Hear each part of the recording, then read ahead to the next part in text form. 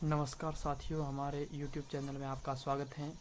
तो हम पढ़ रहे थे कक्षा 8 की गणित विषय की चैप्टर नंबर 2 एक चर वाले रैखिक समीकरण, और उसमें हम पढ़ रहे थे।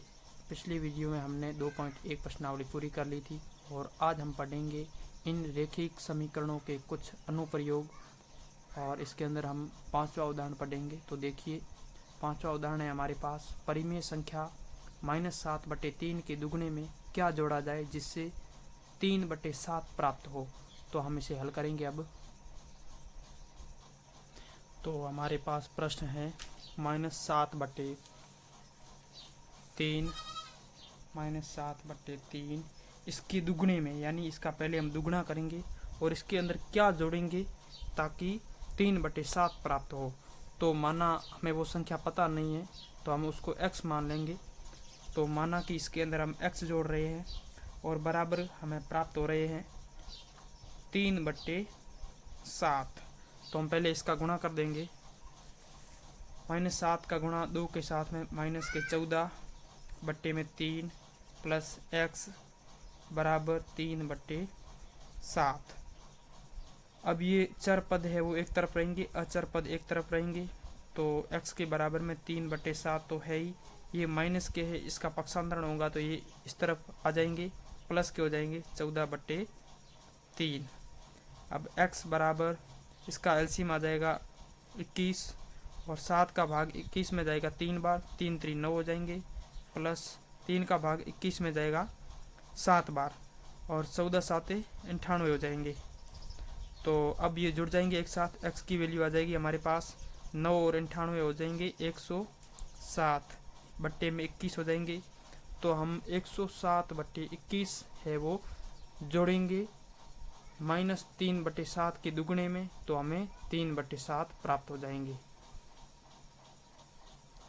अब हमारे पास छठा उदाहरण है, एक आयत का परिमाप 13 cm है और उसकी चौड़ाई 2/3/4 cm है, उसकी लंबाई ज्ञात कीजिए। तो देखिए, आयत का परिमाप दिया हुआ है और चौड़ाई भी दी गई है, तो हम उसकी लंबाई ज्ञात कर सकते हैं। तो आयत के परिमाप का सूत्र होता है 2 गुणा लंबाई प्लस चौड़ाई।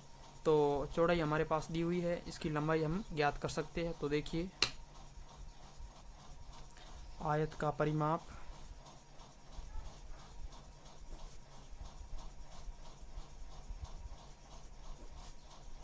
2 गुणा लंबाई प्लस चौड़ाई। चूंकि चौड़ाई हमें दी गई है और हमें उसकी लंबाई ज्ञात करनी है, परिमाप दिया हुआ है हमारे पास 13, 2 गुणा लंबाई हमें ज्ञात करनी है, तो लंबाई की जगह हम लंबाई रखेंगे और चौड़ाई हमारे पास में है 2/3/4। तो ये मिश्र भिन्न है, हम इसको सरल भिन्न में बदलेंगे। तो 4 का गुणा 2 के साथ में करेंगे, 4 दूनी 8 और इसके अंदर 3 जोड़ देंगे, 8 और 3 11 हो जाएंगे, 11/4 हो जाएंगे हमारे पास। तो 11/4 हो जाएंगे। तो इसको इसके अंदर हम जोड़ देंगे और 13 बराबर, इसका गुणा लंबाई के साथ में, लंबाई की जगह हम l रख रहे हैं, तो 2l प्लस 2 का गुणा 11 के साथ में 22/4। अब 2l एक तरफ आ जाएंगे क्योंकि ये चर पद है, 13 तो है ही, ये प्लस के इधर आते ही माइनस के हो जाएंगे 22/4।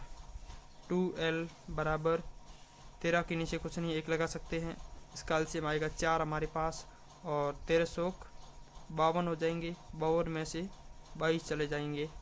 तो 2l बराबर 52 में से 22 गए, पीछे बचे 30 हमारे पास, 30 और बट्टे में 4 है। तो इसका वज्र गुणन कर देंगे, इसका इसके साथ गुणा, इसका इसके साथ में गुणा, तो 4 दूनी 8 हो जाएंगे, 8l बराबर 30 हो जाएंगे और l बराबर 30/8 हो जाएंगे। तो इसको हम काट के छोटा करेंगे, इसमें 2 का भाग, इसमें 2 का भाग, तो हमारे पास आएगा 15/4 और 15/4 को हम मिश्र भिन्न में बदलेंगे। तो 4 3 12, 3 बार जाएगा भाग और 12 3 ऊपर बचेंगे और नीचे 4 बचेंगे। तो ये हमारे पास में लंबाई आ जाएगी 3/3/4 cm। ये हमारा उदाहरण पूरा हुआ। आगे 7वां उदाहरण है हमारे पास। साहिल की माँ की आयु वर्तमान आयु साहिल की आयु की वर्तमान आयु की 3 गुनी है। 5 वर्ष बाद उन दोनों की आयु का योग 67 हो जाएगा। उनकी वर्तमान आयु ज्ञात कीजिए। तो देखिए, माना साहिल की आयु x वर्ष है। माना साहिल की आयु बराबर x वर्ष। साहिल की माँ की आयु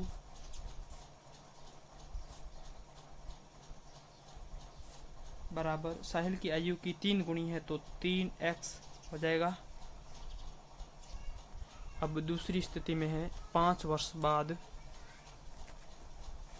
5 वर्ष बाद साहिल की आयु x थी, x के अंदर 5 जुड़ जाएंगे। माँ की आयु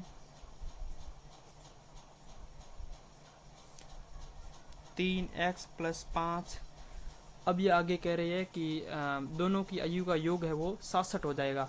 तो देखिए, दोनों को हम जोड़ेंगे, दोनों की आयु को जोड़ेंगे। x + 5 + 3x + 5 बराबर 67 हो जाएगा। तो x और 3x जुड़ जाएंगे, 4x हो जाएंगे, और 5 और 5 जुड़ जाएंगे, 10 हो जाएंगे, बराबर में 67 हो जाएंगे। तो 4, अब ये समीकरण बन गया। इस समीकरण को हम हल करके इन दोनों की आयु का पता लगाएंगे। तो देखिए, 4x चार पद है, ये एक तरफ रहेंगे, बराबर 67 तो है ही, ये प्लस के है, इधर इसका पक्षांतरण हो जाएगा, माइनस के हो जाएंगे 10। 4x बराबर 56 हो जाएंगे, और x बराबर 56/4। तो x की वैल्यू हमारे पास आएगी, 56 में 4 का भाग 14 बार जाता है, तो x बराबर हमारे पास 14 वैल्यू आ जाएगी। तो साहिल की जो है वो वर्तमान आयु है 14 वर्ष, और साहिल की माँ की जो आयु है वो साहिल की आयु से 3 गुना है। तो 3 से हम गुणा कर देंगे, 3x के अंदर हम इसकी वैल्यू रखेंगे। तो 3 गुणा 14 बराबर 42 वर्ष, ये माँ की आयु है, और साहिल की आयु है 14 वर्ष। तो दोनों की आयु हमने पता कर ली है।